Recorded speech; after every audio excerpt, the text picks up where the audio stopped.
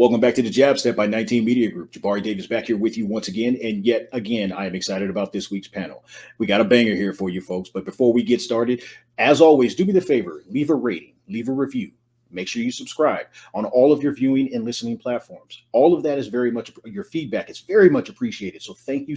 Thank you for everything so far, but keep that same energy. And keep that same energy when you go to 19mediagroup.com, because we have all types of fantastic shows. We have all types of fantastic content creators and storytellers just waiting for you to discover them. So please make sure you go there. And last but not least, certainly not least, go to richkidmoneybear.com. Shout out to Rich Kid clothing line. They have taken care of a lot of our 19 Media Group shows that are going to be YouTube based. So shout out to them. Make sure you show them love. Without further ado, let's get this started. With us this week, he was a writer for Colin in Black and White on Netflix. He's also the co-host of the No Chill with Gilbert Arenas on Fubo.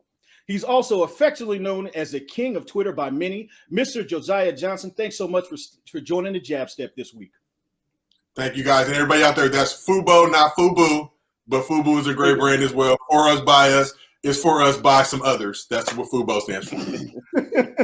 For us, by others. No, I'm just kidding. Hey, absolutely here for you. Oh, matter of fact, and we will not forget, Out of Pocket. Make sure you tune into Josiah's posts on there as well. All right. Sure. We also have someone that many refer to as the queen of NBA Twitter, whether she tries to deflect it or not. She does social amongst other things for Buzzer and is a co-host of You Late, which is a hilarious show that she does with another talented brother, Nikias. She's so good, she even routinely inspires countless social media posts by ESPN and Bleacher Report, whether they have her on the payroll or not. I'm going to be the one to give her flowers. Shout out to Miss Jasmine Watkins. Thanks so much for joining the mix this week, Jasmine. Oh, no, it is my pleasure. I want to clip that part and just make that my alarm clock in the morning. That was the best intro I ever got. Shout out to you, Jabari. Hey, this is the energy I'm bringing tonight, so I hope it's matched. And last but certainly not least, we have a gentleman that happens to be half of the legendary Dunk Tales podcast, also here for 19 Media Group. While he doesn't like to be known as a Twitter guy, quote unquote Twitter guy, I don't care. He absolutely moves the needle, pushes the conversation forward on a lot of NBA Twitter topics. Mr. JP, thanks so much for joining the Jab Step as well. My man, appreciate you having me, man. I'm excited. Absolutely. As we remind folks each week, the Jab Step is a momentary departure from the current conversation surrounding the NBA and really an opportunity to simply talk with some fellow NBA fanatics about players, teams, and eras that made them fall in love with the NBA. So on that note, let's go ahead and kick it off. Let's kick it off with you, Josiah. Who are some of the players and teams that made you fall in love with the NBA? First and foremost, when you asked that question, I had to think deep and hard about it. But you got to go with the greatest player of all time. LeBron Raymond James Sr. I don't think there's any debate about that. Based off just the resume we've been able to do, continually carrying this Lakers squad of effectively deficient bums to a top 6 seed in the Western Conference. No, I'm just fucking around. But definitely, no, LeBron renewed my faith in the NBA and let me know at least, I can watch this league in my adult years. He came on when I was about 21 years old. Great story. He actually used my chair when he was at UCLA playing in high school. We were gone, I think playing in like Villanova or something, came back, saw a Sports Illustrated article. He was stretching in front of my chair, did not fart in my chair, thankfully. And I knew at that point I appreciate LeBron. But another player, he didn't make the NBA, sadly, tragically, he passed away before. But I remember as a kid, I was probably like 7 years old, Hank Gathers, just watching LMU. And I don't think a lot of people can really fathom or recognize what him and Bo Kimble and that squad were doing, running, fast break, putting up 120, 130 points a game with the janky shot clock. I think it was like 45 seconds back in those days. And putting up those level of numbers, obviously tragically passed away on the court, but was always just enamored and fascinated by his game and how hard and his work ethic and how much work he put in. And then obviously, Jordan era Bulls, TMC Warriors, who I think were another big team. My dad played in Golden State for a brief amount of time in 89-90 season when Chris Mullin, Tim Hardaway, Mitch Richmond, that whole crew was kind of first getting their bearings. So got a lot of time. That's the thing. Warriors fans hate me, but Pops was on payroll. The Warriors will pay my family more money than you've got supporting them. You pay the Warriors money, they break bread with me. But and then the Shaq and Kobe Lakers, of course, just what they were able to do. My dad played for the Clippers. I grew up having to rock with the Clippers by force. But what Shaq and Kobe were doing on the other side of town, definitely got to show love to that squad. All right, I'm gonna tell you right now. I appreciate each and every one of those, and you already let the cat out of the bag because I was gonna ask you where LeBron ranks because I know we have at least one other person on this panel right now that vehemently disagrees with you. So, is it for you? Is it LeBron and MJ? I mean, look, at the end of the day, we'll keep it real. It's Kareem, and then it's everybody else. But okay. Kareem is the official GOAT. You know, we talk about rings, everything he did at the game, being unstoppable, starting your squad. The skyhook, one of the most unstoppable shots in history, and the UCLA guy. But for me, LeBron above MJ. MJ played in the watered-down era. Everybody knows that. Everybody who knows basketball understands that the league increased by 25% during MJ's prime. This is not debatable. This is what happened.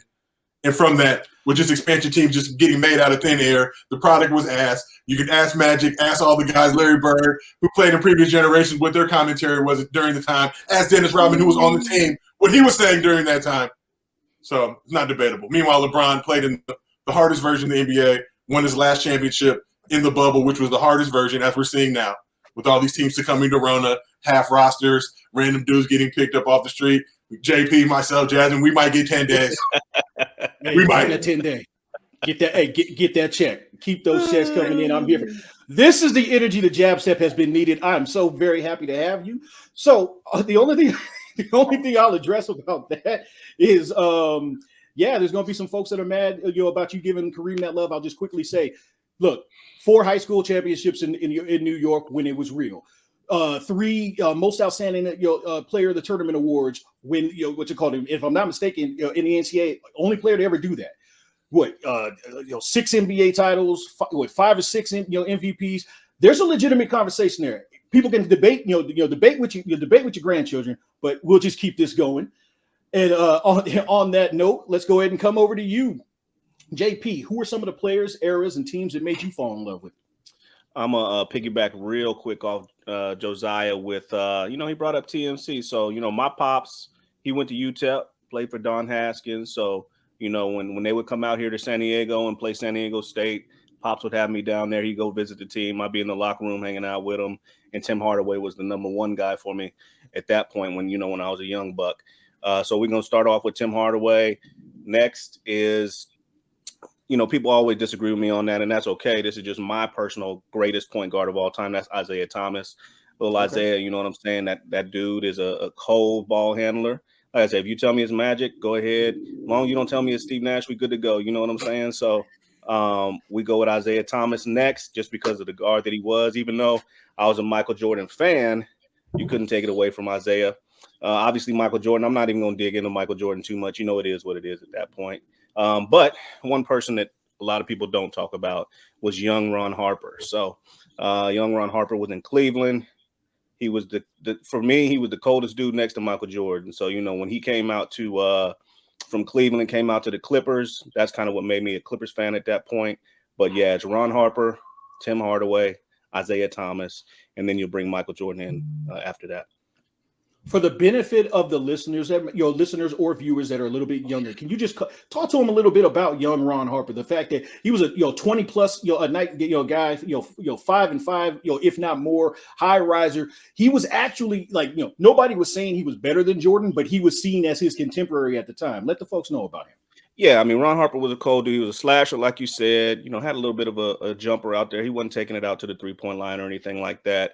If I were to compare him to somebody, in the most recent eras, and I'm not saying he was as good as him, but just kind of the way he slashed, the kind of way he moved, pulled up, I'd compare him to kind of a D Wade kind of a player.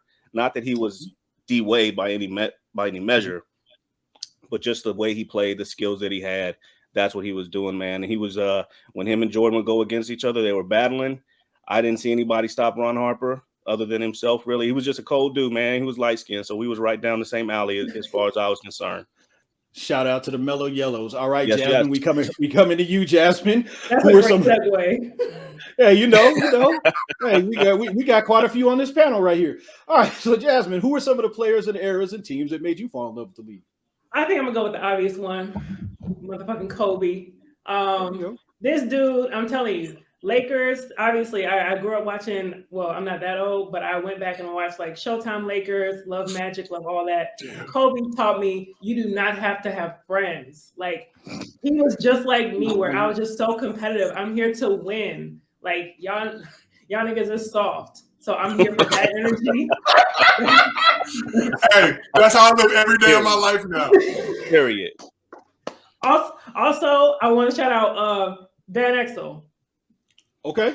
Like, I always wanted to play point, but I was a little taller than like the rest of the girls.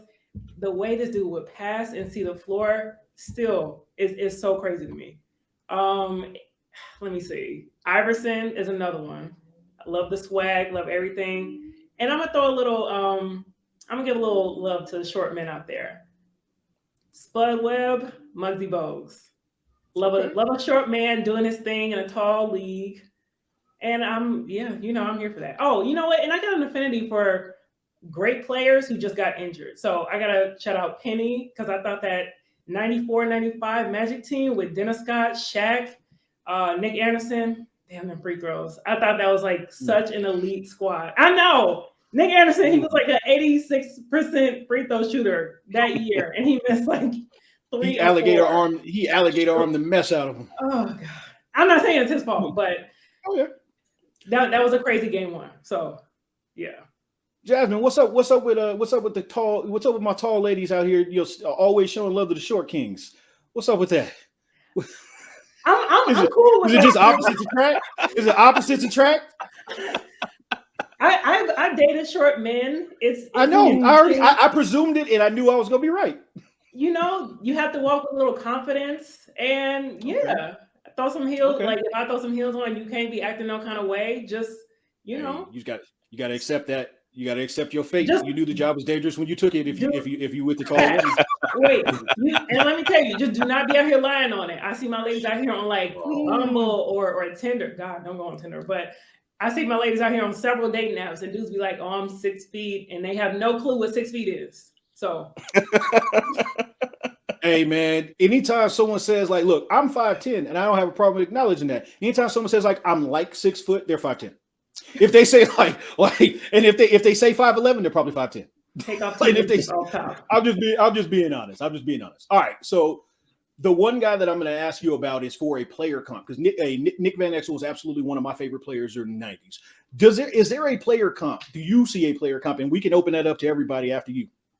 Oh, like, does Ja ring it at all, or is that way off?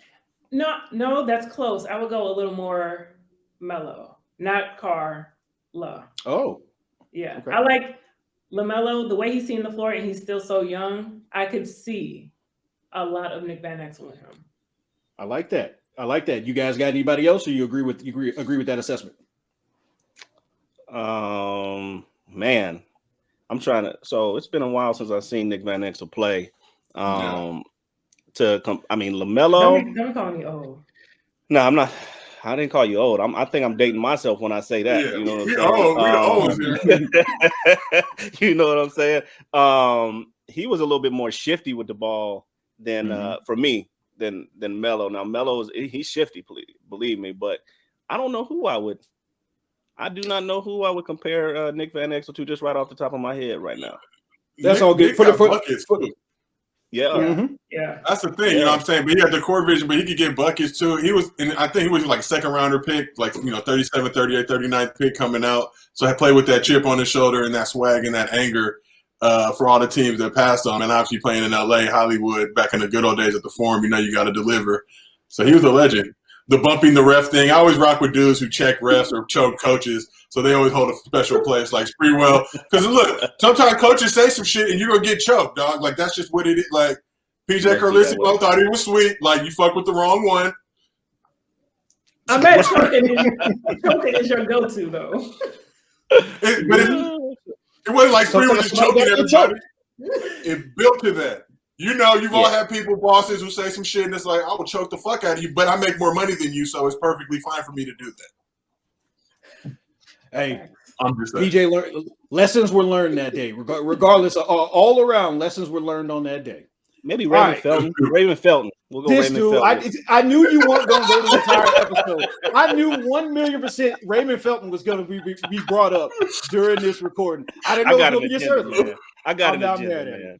I'm not mad at supporting it. it. I'm not mad at it. I support Raymond Felton agenda. All right, you know what, JP? Let's keep it with you. Talk to me about the best performance of by a basketball player in a movie. So I'm gonna age myself again, and most people probably don't even remember this movie or never heard of it. But it was this movie back. It was either the early '90s or late '80s, and it was Alex English. For those of you who may know who an OG is, Alex English was in this movie called Amazing Grace and Chuck with his little white kid, right? So it was like a serious movie, though. It wasn't one of those, most of the basketball players. I know Ray Allen tried to be kind of in a serious movie, but the movie might have been serious. But anyway, you know what I'm saying. But this movie was a little bit more serious. I'm going with Alex English. It was about this little white kid. They took a field trip. The school took a field trip to a nuclear site. I've never heard of anything like that before, but that's what they do in the deep Midwest suburbs, I guess. So they went to this nuclear site. The kid decided that he was no longer going to play sports or do anything like that because of that. Alex English came along. He was playing with the Boston Celtics at the time. His name was Amazing Grace. And he basically did the same protest, right? He did the same protest. He didn't want to play basketball anymore. And then other athletes started coming behind him, did the same protest, all that good stuff. And next thing I know, Alex English got murdered in the middle of an airplane because he was taking this protest, right? So that's what happened. And then after that, the rest of the players, they went on strike still. The kids stopped talking. You know what I'm saying? It went from a protest of not playing to a protest of they weren't going to even talk at all. And then after all that stuff happened, and the United States went over to Russia, the governments came to an agreement, and all the athletes went back to playing, and Alex English was still dead, man. Sad situation. Why you had to end it when he was still dead? I'm not trying to laugh at that. But just the phrasing of that, he was still dead though. Yeah, that's what it was. I'm gonna be honest about it. I've never seen this movie, but just your description of it, I need to see it. Yeah, it was a decent movie. Only thing I say about Alex English is I've told the story. As a matter of fact, I think I told it on Heroes, and I'll just say it quickly. Alex English was one of those folks that I saw him in public one time when I was with my mama. I was like 11 or 12 years old, and my mama stopped in her tracks and was like, and I said, I don't want to know Alex English. Let's go ahead and keep this going. We don't need autographs on this because everybody knows what that means when they stop in their tracks like that. So keeping it pushing. Jasmine, we're coming to you. We're coming to you, Jasmine. Can you talk to me about the best performance in a movie by basketball? Number one for me is definitely Malik Sealy as Stacey Patton up in Eddie, which is an underrated movie. He was such an asshole in that movie, but he learned to overcome. Rick Fox, Mark Jackson all had great cameos up in there. RIP because he was a legend. That's exactly where. And also, I had a second one. Can I give it? Absolutely. Okay. Don't flame me, Josiah, because I can already see your face. Shaq in Kazam. Stop it. No. Hey, Kazam was some hot fantasy. Everybody hated on Kazam. Shaq did his thing. Everybody knows they want their 3 wishes to get all that junk food and all that other shit. Yes. He was delivering wishes. He had bars like the one earring like jangling. I'm telling you, that was a very close second. Okay. Not Shaq and Blue Chips, Shaq and Kazam. I'm here for this. Not Shaq and Steel, Shaq and Kazam. Okay. I'm not mad at that. Just really quickly, and yes, as you said, RIP to Malik Sealy. Would that be in your top 5 basketball movies? Ooh, yes. Okay. All right. I'm not mad at it. Speaking of basketball movies, we're gonna slide this over to Josiah. Can you talk to us about some of the, the great performances by NBA or former NBA players in motion picture? Well, I mean, y'all know damn well what I'm going to say because I'm trying to stay in the wheel and not get disowned. So I'm going to go ahead and go Marcus Johnson, White Man Can't Jump. And I'll give y'all a little backstory. So I think initially, I saw that script. He auditioned. I think he was trying to initially get Sidney Dean, Wesley's character. Didn't end up working out. So he got the Raymond character, and literally this man was Raymond for like a good 2-3 months around the house, didn't shave, super method actor, janky look. Like, it was like, damn, what's going on? But got to be on set a little bit. My older brother Chris makes a cameo in there in one of the game scenes, and it always cracks me up. I was too young to be able to be in it. My other cousin Carlton was in it as well. I was always hurt, but got to hang out on set. And just so you guys know, and no slander to Wesley Snipes, but went to some of the pre-workouts. I used to be at like the Beverly Hills YMCA or whatever it is. They were getting ready to shoot the movie, but Wesley was literally trash. Like, couldn't hoop at all. They be doing drills and shit, and nobody would want to do Wesley's with, be like 3-man weaves or whatever. But guys would kind of back up as he was so he called Winnie. He's like, man, fuck y'all. Nobody want to do the drill with me. But shout out to Ron Shelton and that crew for amazing editing. And I remember seeing that movie for the first time in the theaters. Nobody knew what was going to happen. My pops basically did when he's like, no, this ain't Raymond. That's him trying to do his best Mike Tyson impersonation, ad-libbed, off script. They end up keeping it in the thing. And he'll always tell you, like, I was trying to do my Mike Tyson for that. It was terrible, but it ended up obviously being one of the best parts of the movie. Obviously, the movie was like a rom-com, with basketball is kind of the spine of it, but kind of ended up stealing the show. Then you also had the part later in the movie when they get into a fight on the court. He's just in the crowd. He just screams, yeah. But that, and then I know you said movies, but I'm going to do TV real quick. Got to give it up to Rick Fox's Jackson Vahue and Oz. Oz, probably a show I was too young to be watching at that point, but really I think helped launch kind of some of that HBO scripted drama series. Anybody who watched the shit was, you go back and watch old episodes of it. It pretty much stands the test of time. But the shit that they had going on with that show, y'all see some of the memes that I use for people who know Adebisi and the rest of the crew. They're just the dynamic characters, personalities. But Rick Fox came through, I want to say like either late season 1 or season 2 as Jackson Vahue, NBA player that got caught up. But dude was hilarious, great actor. And it's just funny because, actors are like 5'7", 5'8". This dude was like 6'5", and the way they would try to shoot it and frame it with him in the shots, but always having to hunch down or whatever, she used to crack me up. So got to give it up to those two gentlemen. So those are both absolutely fantastic. And this isn't even, look, I don't care. This is not about you just staying in the wheel. Your pops was fantastic as Raymond, 100% fantastic. White Man Can't Jump is one of my favorite movies of all time. And truth be told, before I even knew he was your pops, I was constantly on Twitter talking about that. So that's the right choice. And when it comes to, Pretty Ricky, honestly, he was fantastic in Oz. He was fantastic in the 30 seconds that he had in He Got Game. He was like Pretty Ricky can act, man. He can act. But just quickly, I saw this story come out. Do any of y'all know who the original folks that Ron Shelton had in mind for Sidney Dean and Billy Ho? No, who is it?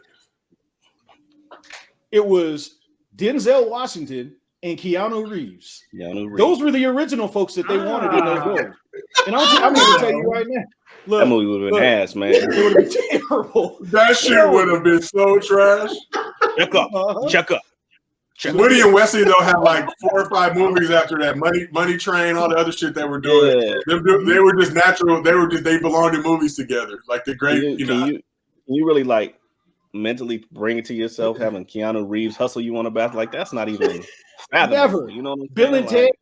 Like basically that was the Bill and Ted era. Like that was in that era. So like you got Denzel like nah, check it out, Billy Ho. Like no, that would have been absolutely terrible. Absolutely terrible.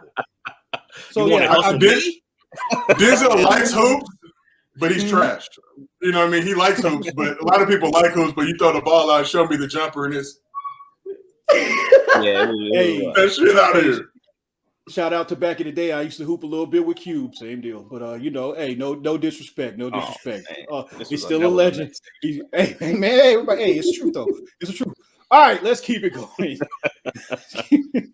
Jasmine, let's start off with you. Can you let's talk about 2 players from the 90s. And you can go with more if you want, but at least 2 players from the 90s that you would love to see playing in today's NBA. I feel so on brand, but also basic for sticking with like Lakers shit. But okay. Shaq is number 1. I think the Shaq disrespect has gotten a little out of hand. They thinking like Draymond Green can guard him and all that type of shit. And I'm talking about Shaq, maybe like Magic / the beginning of the Lakers. Not Cavs, Celtics, whatever Rainbow Coalition he was with after that. Like not Big Shaq, Mobile Shaq. So I would love to see him in today's game. Obviously still no jumper, but other ways to score. Also, pre-injury Penny. I just love it. Buckets, passing, dunks, like such ferocious dunks from a guard. I gotta have it. And I think I'm just like, as I'm sitting here talking, I'm just like, damn, I wish I would have seen like much more Penny non-injury. But maybe Grant Hill too. He could have shattered some dreams, I think. She's taking all the good names. I would say Grant would absolutely destroy it right now. You know what? On that note, with the Penny situation, do we have a comp for him in today's game? Now you're putting me on the spot now. Oh no, this is open to everybody. Hoping that somebody's got one. LaMelo kind of, but not really. I'm just saying in terms of being that tall and good and shifty with the ball, but obviously not super similar. But I'm maybe Ja, but Ja's a little shorter. Yeah. It's tough. It's tough. Yeah, you're not gonna find a perfect match with any of these guys from back there. Penny's tough, man. That's just I know. He was unique at the time. He would still be unique right now. So I hear you. But when it comes to the Shaq thing, I'm gonna agree with you. I get tired of the disrespect. I recognize like it when I see people, downplaying him on Twitter. It's the same as like when I was an idiot when I was like 12 and 13, telling my pops and my uncles, man, don't nobody care about Spencer Haywood. Don't nobody care about Moses Malone. Like saying dumb stuff because I just didn't know any better. That's what that is. Because Shaq it doesn't matter without a jumper. It doesn't matter whether the league is, like outside in now. You put Shaq at any point in any league or in any whatever it looks like, Shaq's gonna dominate. It's just that simple. So yes. All right, easy money. Let's keep it going. JP, coming to you. Who were two of the 90s? Well, since Jasmine stole my first and my second, you know what I'm saying? Because she wanted to put in an extra piece into the bucket of chicken. You know what I'm saying? Let me go ahead. So first and foremost, I'm gonna go with Shawn Kemp. Okay, that's gonna be one that I would want to see because the floor is open now. Shawn Kemp had his mid range was water. He could handle the rock. He could pass. He's crashing boards. I mean, you put him in this type of a era where it's just run and gun. Everybody's out the key. There's really not much you're gonna be able to really do with him like that. You know what I'm saying? So give me and you throw the ball up to him. It's a done deal with all the way these guards can drive to the basket now. These pick and rolls, things of that nature. You come off the pick and roll with Shawn Kemp, even though he had them little baby hands. You know what I'm saying? He's gonna catch that rock, and it's gonna be nasty when he gets to the rim. So we gonna give it to the Rain Man prior to the White Horse, of course. You know what I'm saying? Before that. So we're gonna do that. You know what I'm saying? And then, oh shit! We don't get. Hey man, all get in trouble today. We had this conversation before the show started. So 19 Media. That's right. That's right. 19mediagroup.com. It ain't 18. It's not. Dog. Yeah. So I'm cutting that for a drop because I just there's the Cleveland Cavs, Shawn Kemp. Where he's the only person ever to have the powder and still gain weight. He's the first person ever to do that. But he was on the lockout. Remember, it was after the lockout. Yeah, well, he should have been locked out of a couple other cabinets when he was rolling. You know what I'm saying? So what we talking about is the 1990s Supersonics. Shawn Kemp box fade. He had, that's what he was. Him and Gary Payton was doing their thing. So that's the one I'm talking about right there. And then secondly, I think I would want to see Hakeem Olajuwon in this era.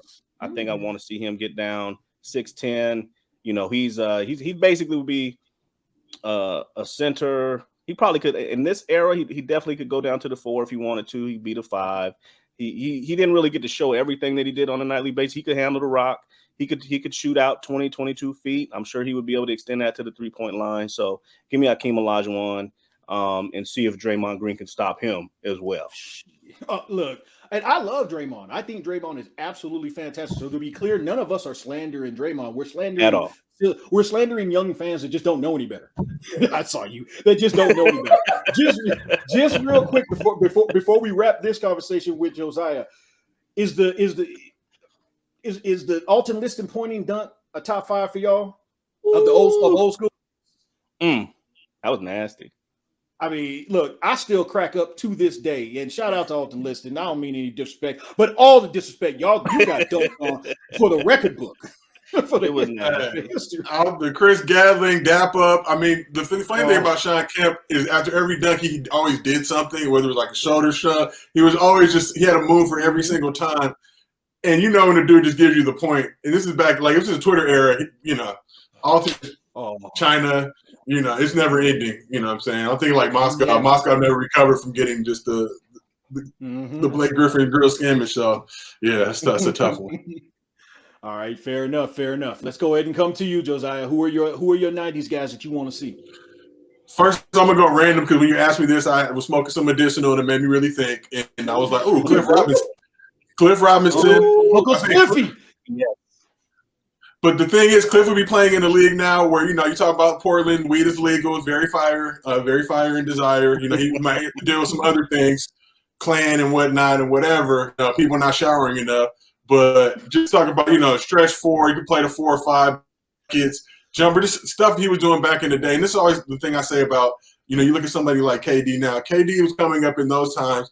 Some asshole coach had been like, get your big ass in the post. What you trying to bring the ball up the court for? Why you trying to shoot threes? Like, you know what I mean? We're now it's encouraging the break. So I think Cliff would be able to do some work in today's era, today's game.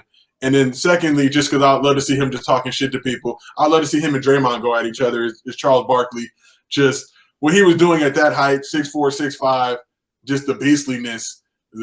I could never do the Barkley dunk for some reason. That was the one dunk I couldn't do for some reason. I couldn't cock back fully and I could never maintain it. But the beastliness, the way he was going at it, you know, old school Philly Barkley, even Phoenix Suns Barkley when he developed the game and got the nice little mid-range jumper going. But also just flipping dudes. I remember he threw the ball to Shaq when he was in Houston. Just, you know, things that he didn't give a fuck. Like, and you have to be off your rocker to be 6'4", see Shaq's big ass and be like, I'm just going to throw the ball at his fucking face and see what happens and not trip. But also just a good dude on and off the court. I think he'd be great in the locker room and getting guys going. And, you know, throwing dudes through windows, off the court shit would be comedy all the time. So, look, Chuck is honestly one of my favorite NBA figures ever. It's as simple as I still have family members to this day that call me Bruiser, Round Mound, and Chuck. Those are my nicknames to my family because you couldn't. Oh man, dog, yeah, oh yeah. Because I was playing. I was, you know, I was. Oh yeah. Oh, that's one of his original nicknames. Yeah. They go all the way back.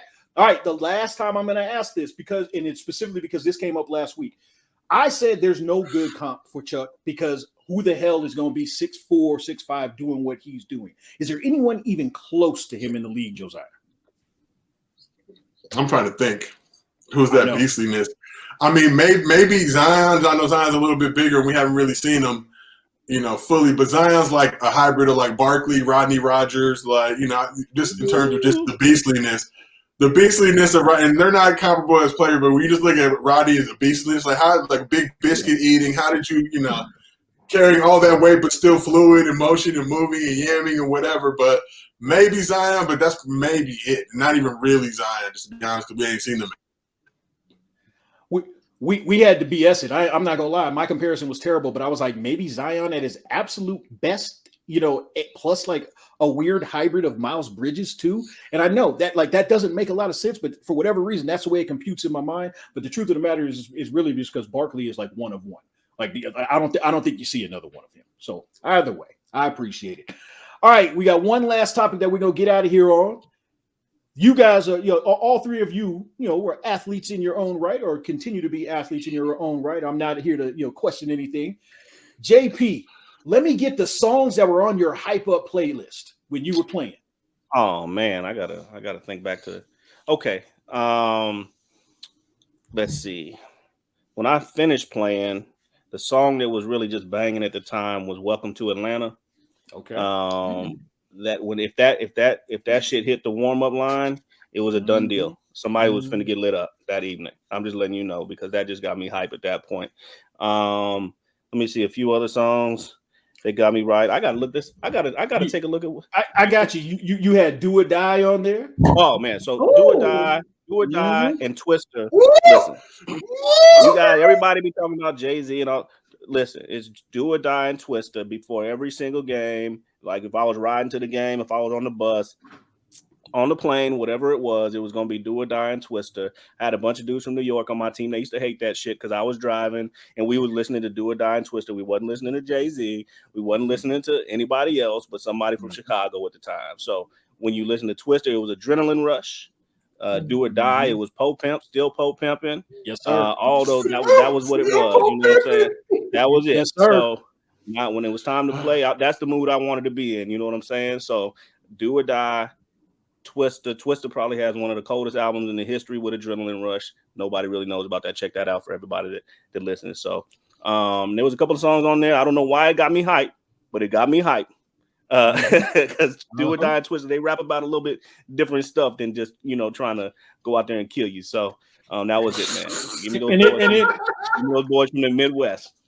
I'll be honest with you. The only one you left off was one that I saw. I was excited because I was like, "Yo, which one off of Dog Food?" He had the Dog Pound on there, and I said, "Okay," because that's what I used to use right there.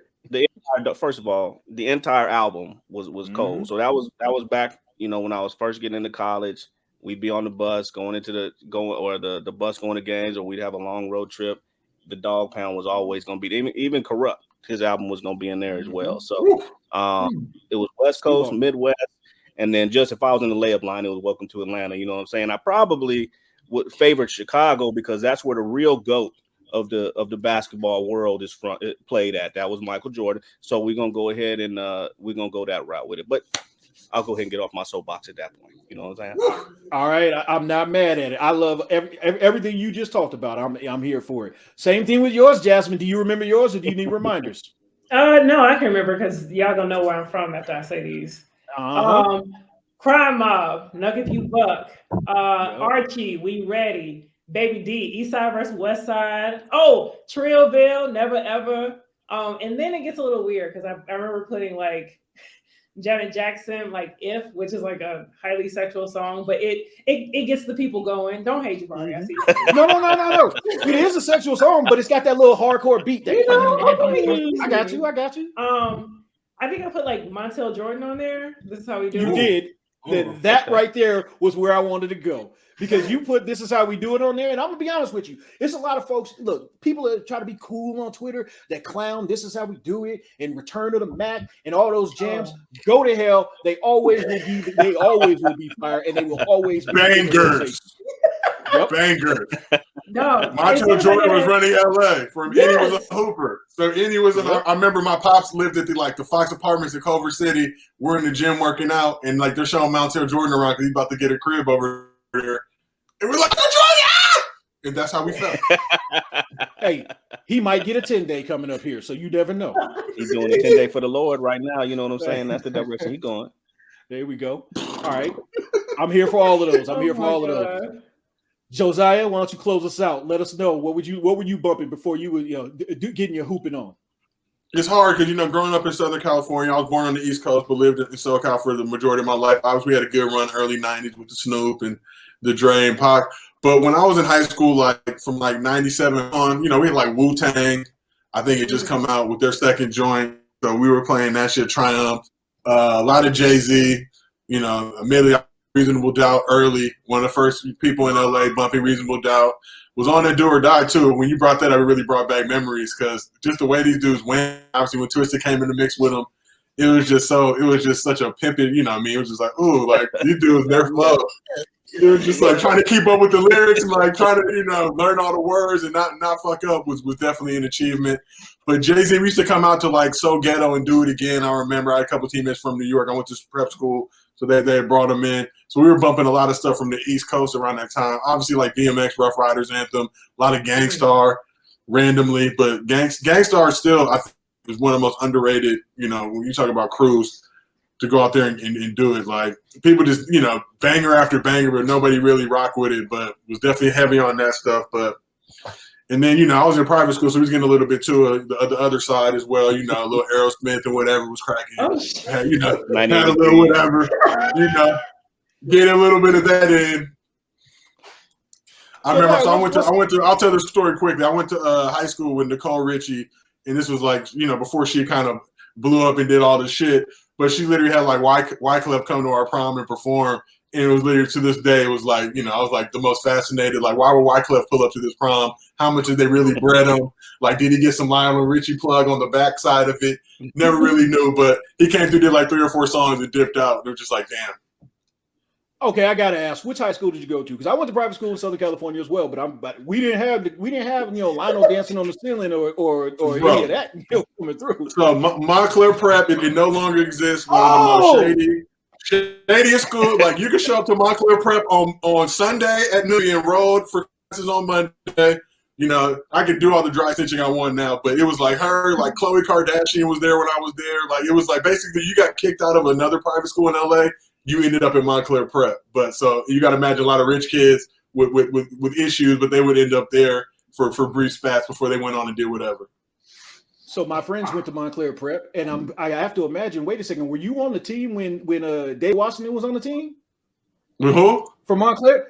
When John David Washington, Denzel's boy, when he was on that team. No, he went to Campbell Hall. He went to. I actually. Oh, I have right. stories. Okay, I'm an LA dude, so I played with JD when he was like 8 or 9. We had this basically hit squad that we put together at Pan Pacific Park. We ended up getting cheated in the playoffs. I don't want to talk about it. Went undefeated in the regular season, 11-0. Played the fucking Sixers. We were the Pistons. We played the Sixers. JD was young as shit on that squad, but Denzel would pull up. And even back then, this was around like Ricochet era and all that type of shit he was doing. Still the man. Still like, oh shit, Denzel. But nah, yeah. So JD went to Campbell Hall. Obviously, went league and went all that. Now he's a successful actor. But Montclair Prep, we had our fair share of just random like famous people, kids that were all through there just getting it in. So you know what? I appreciate you clearing that up. What's funny is the reason why I asked that question is because I was mistaken. My boy played at Campbell Hall with JD, and then I watched. I think I may have like watched him at a game at Montclair Prep. It might have been something like that, but I remember Montclair Prep. Shout out to the little barbecue shop across the way. That was my neighborhood. There it is, the Hogley Walker. There we go. Hogley Walker. Went there recently. Did not stand the test of time. Did not stand the test of time. It was Caucasian barbecue at its finest, but the decent links, decent chicken. You want good barbecue in LA? Go to Woody's. Go to Phillips. Go out to Woody's, exactly. Bledsoe's. I know what the Compton one location is not there anymore, but you can hit the one on the bread. It's a little gentrified, but it's still fire. That's what you come to the Jab Step for. This right here, let you know where to get the good, the best barbecue in the LA area. Josiah, why don't you let the folks know where they can get all of get to your content, they can follow you and see all that all that you want to share. Jabari, I'm gonna keep it real. I didn't want people to follow me because they be hating. So don't even fuck with me. I'm good. I got enough followers. I don't need none of y'all because y'all are mean nowadays. These little young kids are mean as shit. Like, damn, you mean ass little kid. But the worst shit is they be behind burner accounts and shit. It's like, motherfucker, I want to find you and just whoop your ass so bad, but I can't do it because I'm busy. I can't get my Liam Neeson on and just pinpoint. Man, I got too much shit going on. But I want to find you because, damn it, that shit hurt. But nah, you can find me, King Josiah 54, Twitter, Instagram. I appreciate the love, hate, whatever. Just don't feel indifferent, okay? When both of those your hate runs the numbers up, which when you're quote tweeting hating, you're just running the impressions up, and I'm just using that to get bigger back. So God bless you guys. You still haven't figured that out yet. So keep it coming. I appreciate it because the employers just see the number. Oh, look at the bag. Look at these impressions he's getting. They don't know if it's good or bad. They don't care. They don't care. They're not going to differentiate. So you know what? I'm here for it. Thank you so much, Josiah. Jasmine, let the folks know as well. Let your haters know where they can find you at. Oh, you can find me on Twitter at Jasmine L. Watkins. Subscribe to You Late. Also on Twitter, I will block niggas, so don't come saying no crazy shit. I do. Luckily, I haven't blocked JP yet, but I don't know how not. But I know. Shit, I feel like it's coming. I ain't gonna hold you. Like, that's all right. It's coming. But your slander of Lakers Nation, Jay, it'd be hurting. But I'm glad we linked up because I just see it and like, damn, this shit really stingy because it's literally to a point. No, it ain't real though. Give me the eye test. Figure out where I knew you from, but it's the hat, and that shit gave you away. And I'm like, oh, this nigga is a hater. Better the hat than the hairline. You know what I'm saying? Better the hat than the hairline. You know what I mean? So you know what it is though. Listen, when we get to this age, the hairline start moonwalking, and then you put on a hat, and that's what we do. That's how we do it. Talon Horton Tucker. Exactly. Horton Tucker. I don't know what's going on with him. I saw his shit. I was looking like Soulja Boy. Like, who cut your hair? Nigga. These are Laker fans, people. These are Laker fans right now. Listen, but here's the thing. The reason why we can't defend him is because we see that. Like, I'll be honest with you, bro, you in the league. Bro, you in the league. Like, come on now. Yeah, he make too much money for that, man. But the Lakers. Never go to the I'm gonna be honest with you. The Lakers have always carried somebody that found the worst barber in LA possible. I lived in LA. I lived in LA for 2 years. There's a good barber within 10 minutes. Easy. If you turn to the left, to the right, if you look down, you're gonna find a good barber. The Laker players, for some reason, find the worst one, no matter what. So if you're rich too, like you can literally just book the barber out. Barber's not making that amount of and bread. then he braided it. Know Too, that. and I They're was not like, making no what braid bread. that has arthritis right now? And you know, even if they don't get a haircut, they be having them braids. And Yeah. much like the Lakers this season, like Rondo's braids were struggling, THT's braids were struggling. The struggle is real. They had to braid that nigga's scalp. The last Laker with decent braids was Josh Powell, and he had the he had the braids with Jamie Foxx as Tuka Williams. That's what he did, and them things was long and illustrious. You know what I'm saying? But anyway, my bad. He had hang. He had hang. Yeah. I could never He get has my a hang hang like down. that, and I was tender-headed, so I would cry every time I got my hair braided. We had a classmate at UCLA, Natina, a legend, but she did my shit. I'm sweating, crying, like, oh, I can't live like this. Like, I can't. Ooh. It's tough. But that's It's Yeah. tough. My bad. Yeah, I'm No. good. No, it's not your bad. Like I said, this is what we are here for. JP, close us out. Let the folks know where they can find you and all of your fantastic, stuff on the timeline. So listen, I'm JP, the wholesome truth teller of Twitter. You can find me at JAY_PEA619, but you may not be able to find me long because I usually switch accounts every couple of weeks because them things get taken from me. So do what you can do. That's where I'm at right now, J_PE619. I'm also on the Dunk Tales with my boy Snotty Drippin'. We just have a good time, man. Don't take me too seriously. I just enjoy entertaining. One quick question, Sweetie, why they get taken from you? Like, what's good? So, I'm gonna be honest with you. I've been doing all right lately. You know what I mean? Like, this has been like a straight 120 days where I've been able to tweet every single day. Usually after 15 days or so, there's a break I got to take for some reason. Somebody told on me. But what I stopped doing was being mean to people straight off the jump. You know what I'm saying? I just tweet. They come disrespect me and hurt my feelings. And then at that point, it's a good time. You know what I'm saying? So I think that's what it is. Okay. You're growing. It's growing. Because look, we all have haters. I'm sure everybody here got that one or two people like, damn, just leave me alone. Or can I just fight you like old school days? But because I know what they want me to do, and it's like, oh, this is a bag. I got to keep these bags coming in. So if I cuss you out or say some crazy shit, you're gonna get sensitive, try and get me booted off the platform, and bags are gone. And then I really have to hunt you down, and then I'm doing jail time. But Jabari, I'm not trying to take but let me say this: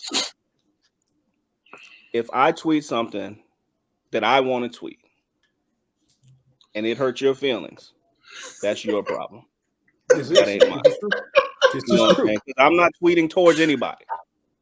If it hurts your feelings, that's your problem. It ain't mine. So don't come disrespecting me because that's not what I'm there for. I'm just here to have fun and entertain. Hey, you know what? You're striking a nerve though, because it's like, God damn it, that's what's going on right now, and I can't do shit about it. I told you Michael Jordan's the GOAT, right? If somebody says LeBron is the GOAT, Kareem is the GOAT, a GOAT is a GOAT, I'm not going to get upset about it. That's your opinion. You know what I'm saying? So if I express my opinion, don't get mad at me. It's my opinion. You don't have to agree, and we can have a back and forth.